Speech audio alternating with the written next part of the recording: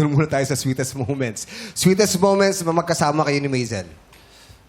Pinaka-sweetest moments po na nakasama ko si Elle is nung nag-mission trip po kami with my family. Mission trip? Apo. Para saan yun? Yung father ko po kasi is a pastor.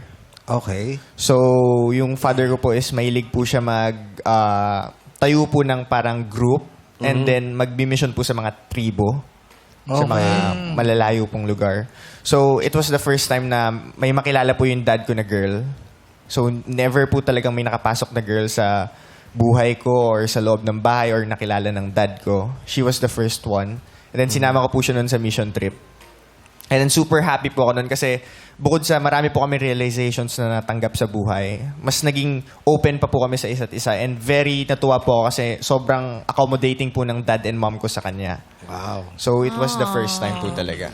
Ang ganda ng pagka-open ng relationship. Parang yung kahapon iba. Yung Oo, ngayon, yun, nagpakilala eh, Oo, kahapon. ngayon sobrang open sila both. Si Maisel, happiest moments nyo during your Actually, relationship? yung buong relationship po namin, for me, it was all happy lang for me. Eh.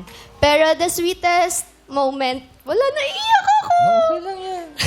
Bakit? The sweetest moment po for me is yung time na nanligaw siya sa parents ko. Nanligaw siya sa family ko. Ano ba yung dinala niyang regalo? Kasi sabi niya kanina, may regalo siya sa mama mo, tas yung favorite food ba yon?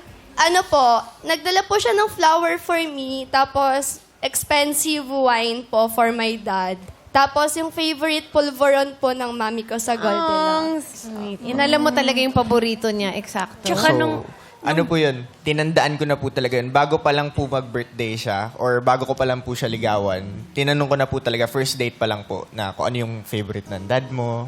So, even the smallest things, tinandaan ko po yun. Naka-list po kasi makakalimutin po ako eh. Sinulat mo pa talaga pag uwi Apo, mo? nakalagay po sa notes. And then, nung time na po yun na sabi ko sa sarili ko na ready na ako na mag-commit for her, binili ko po yun on that exact day. Tapos, pumunta po ako sa kanila and then, in-approach ko po yung family niya. Gusto ko po kasi yung traditional way. Ngayon po kasi parang chat-chat na lang na okay, tayo na. Gusto ko po iparamdam din sa kanya na sa mundong to may tao pa rin na ganun. Ganda.